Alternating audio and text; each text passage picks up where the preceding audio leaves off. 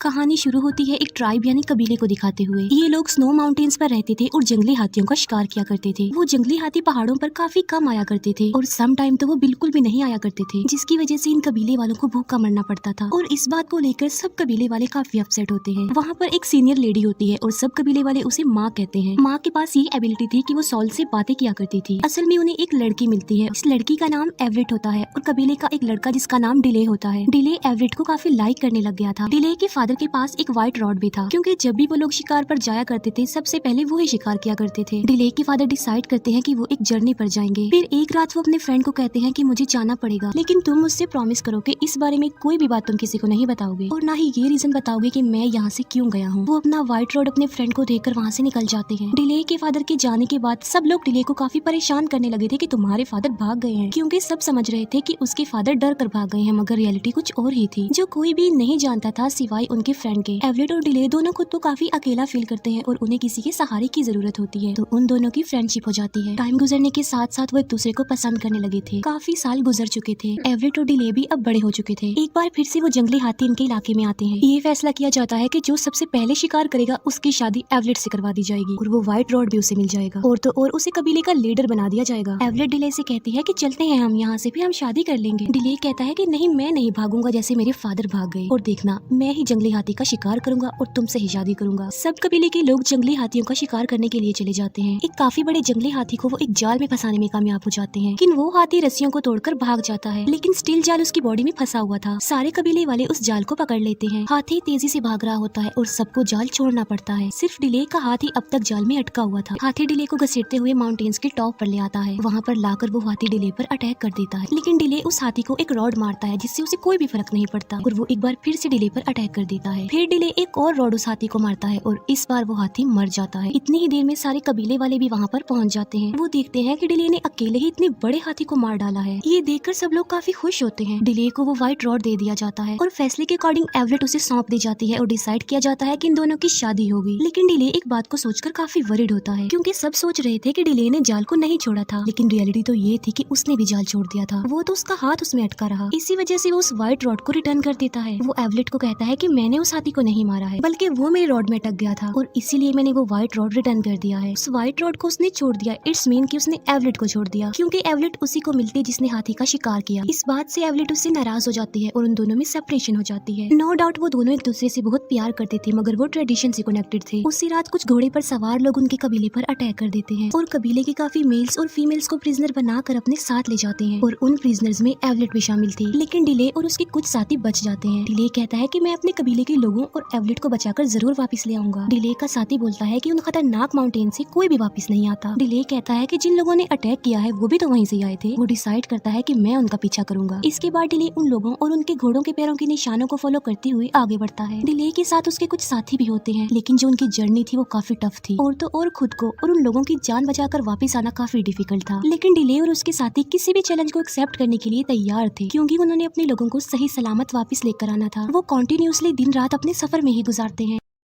ये माउंटेन्स की दूसरी साइड पर पहुंच जाते हैं जहाँ से जमीन स्टार्ट हो जाती है। डिले और उसके साथी आगे बढ़ते हैं और वो एक जंगल में पहुंच जाते हैं, जहाँ उन्हें अपने कबीले के सभी लोग और एवरेट नजर आ जाते हैं, जिन्हें प्रिजनर बनाकर कहीं पर ले जाया जा रहा था। रात के टाइम डिले एवरेट और अपने कुछ साथियों को छुड़ा लेता है, लेकिन वो लोग जिन्होंने इन्हें प्रिजनर बनाया था वो इन्हें दोबारा से पकड़ लेते हैं। डिले के एक साथी को इंजर्ड भी कर देते हैं और वो लोग डिले के कबीले वालों को आगे लेकर बढ़ जाते हैं। डिले अपने इंजर्ड साथी को खींच कर ले जा रहा होता है। थोड़ा आगे जाने के बाद इन्हें भूख लगने लग जाती है, इसीलिए डिले शिकार पर चला जाता है। लेकिन डिले एक डिच में फंस जाता है जहाँ पर पहले से ही बहुत सारे एनिमल्स फंसे हुए थे। वहाँ पर एक शेर भी फंसा होता है जो काफी बड़ा होता है और काफी खतरनाक होता है और ये बातें करने वाला शेर था। वहाँ पर बारिश होने लगती है और शेर डूबने लगता है, लेकिन शेर के डूबकर मरने से पहले ही डिले उसे आजाद करवाने का फैसला कर लेता है। डिले उस शेर को कहता है कि मैं तुम्हें आजाद करवा दूंगा, लेकिन उसके लिए एक शर्त है और वो ये कि तुम मुझे नहीं खाओगे। डिले उस शेर को आजाद कर देता है और बात के मुताबिक वो उसे बगैर खाए ही वहाँ से चला जाता है। डिले भी उस डिच से बाहर आ जाता है, अपने इंजर्ड साथी के पास आ जाता है। वो डिले को बताता है कि कल रात मैंने यहाँ पर चिल्लाने की आवाजें सुनी हैं और ये दोनों उसी डायरेक्शन की तरफ चले जाते हैं जहाँ से चिल्लाने की आवाजें सुनी गई थी। वहाँ जाकर इन्हें पता चलता है कि उस गांव पर कल रात किसी ने अटैक कर दिया था। जब ये लोग वहाँ पर जाते हैं तो वहाँ के कबीले के लोग इन्हें घेर लेते हैं। वो कबीले के लोग उन लोगों को बस मारने ही वाले होते हैं कि तभी वहाँ पर वो शेर आ जाता है जिसे डिले ने बचाया था। उस शेर को देखकर उस कबीले के सब लोग डर जाते हैं। वो शेर डिले की तरफ बढ़ता है। डिले उसे कहता है कि मैंने तुम्हें बचाया था, क्या तुमने मुझे नहीं पहचाना? वो शेर डिले को बगैर कोई नुकसान पहुंचाए वहाँ से चला जाता है। उस कबीले के लोग ये सब कुछ देखकर काफी हैरान रह जाते हैं। वो डिले और उसके लोगों को अपने साथ ले जाते हैं, उनकी मेहमान नवाजी करते हैं, उन्हें खाना खिलाते हैं। डिले उनसे पूछता है कि तुम हमारी लैंग्वेज कैसे जानते हो? जिस पर वो कहते हैं कि काफी अर्सा पहले एक आदमी यहाँ पर आया था और वो आदमी यहाँ पर कोई सेफ जगह देखने आया था और उसी आदमी से ही हमने आप लोगों की लैंग्वेज सीखी। यहाँ पर हमें पता चलता है कि वो आदमी कोई और नहीं बल्कि डिले के फादर थे। डिले उन लोगों से पूछता है कि इस वक्त वो आदमी कहाँ पर है। वो बताते हैं कि उस आदमी को डीमन सॉल्स अपने साथ ले गई हैं और हमारे भी कुछ लोग उसके साथ हैं और वो एक ऐसी जगह है जहाँ से आज तक कोई भी वापस नहीं आया बचकर, लेकिन अब तुम ही हो जो हमें वहाँ पर ले जाओगे। डिले पूछता है कि सिर्फ मैं ही क्यों? वो कहता है कि हमारे प्रेडिक्शन के मुताबिक हमारे पास एक आदमी आएगा जो शेर से बातें करेगा। वो आदमी हमारे लोगों की जान बचाएगा। उस कबीले के लोग आसपास के सभी कबीले वालों को ये इन्फॉर्मेशन देते हैं कि शेर से बातें करने वाला आ गया है। डिले का एक साथी उसे बताता है कि मैं तुम्हें आज एक बात बताता हूँ और वो ये कि तुम्हारे फादर किसी से डर के नहीं भागे थे। वो अपने कबीले के लोगों की जान बचाने के लिए सेफ जगह ढूंढने के लिए निकले थे ताकि हमारे लोगों को भूखा न मरना पड़े। डिले उससे पूछता है कि तुमने मुझे ये बात पहले क्यों नहीं बताई? वो कहता है कि तुम्हारे फादर ने मुझे मना किया था कि ये बात किसी को भी नहीं पता लगनी चाहिए, क्योंकि अगर कबीले वालों को ये बात पता चल जाती तो वो सब की सब एक एक करके उस जगह को छोड़कर भागने लगते। इसीलिए उन्होंने मुझे ये कहा था कि मैं इस बात को सीक्रेट रखूं। फिर डिले के साथ वो कबीले के लोग भी माउंटेन्स की तरफ बढ़ते हैं। वो लोग रिवर तक पहुंच जाते हैं और बोट्स में बैठकर आगे बढ़ते हैं, लेकिन डिले और उसके लोग आगे नहीं जा सकते थे क्योंकि उनके पास बोट्स नहीं थी। इसीलिए वो डिसाइड करते हैं कि वो पैदल ही अपना सफर तय करेंगे, लेकिन पैदल सफर करना काफी मुश्किल था क्योंकि वो एक काफी बड़ा डेजर्ट होता है जहाँ पर उन्होंने सफर करना था और उन लोगों से पहले कोई भी उस डेजर्ट को पार नहीं कर पाया था। लेकिन डिले कहता है कि हम इस डेजर्ट को पार कर लेंगे, अपने लोगों को आजाद करवा कर ले आएंगे। इसीलिए ये लोग अपनी मंजिल के लिए आगे बढ़ जाते हैं। काफी दिनों सफर कर लेने के बाद फाइनली ये डेजर्ट की उस तरफ चले जाते हैं।